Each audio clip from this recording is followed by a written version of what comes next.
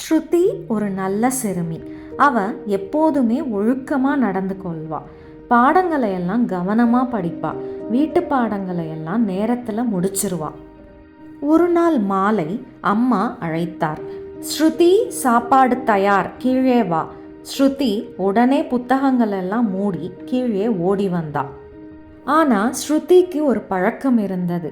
அது என்ன பழக்கம்னு தெரிஞ்சுக்கணுமா குட்டீஸ்? இந்த கதையை தொடர்ந்து பாருங்க.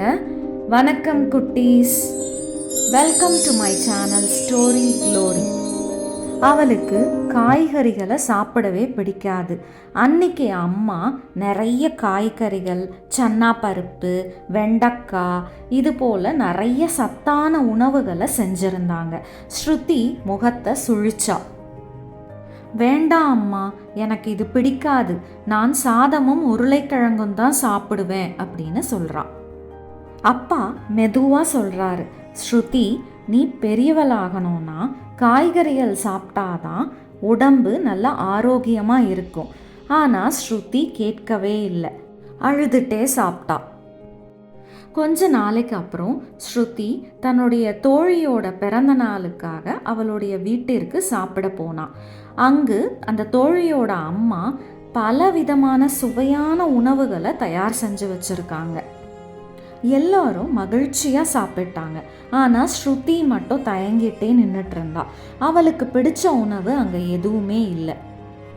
அவள் தோழியோட அம்மா அவளை பார்த்துட்டு அன்பாக வந்து சொன்னாங்க, ஸ்ருதி, பயப்படாத, கொஞ்சம் கொஞ்சமாக சாப்பிட்டு பாரு. ஸ்ருதி மெதுவாக சாப்பிட்டா.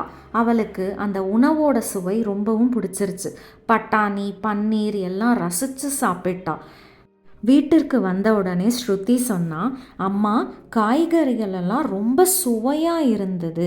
இனிமேல் நான் எல்லா காய்கறிகளும் சாப்பிடுவேன்.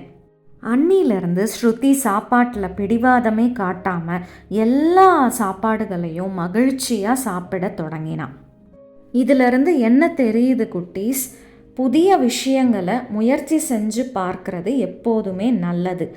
எல்லா உணவுகளையுமே சுவைச்சு சாப்பிடுவதால தான் நம்ம ஆரோக்கியமாக வாழ முடியும். உடலும் மனசும் சந்தோஷமாக இருக்கும். இந்த கதை உங்களுக்கு பிடிச்சிருந்தா ப்ளீஸ் லைக் பண்ணுங்கள், ஷேர் பண்ணுங்கள், சப்ஸ்கிரைப் பண்ணுங்கள். தேங்க்யூ.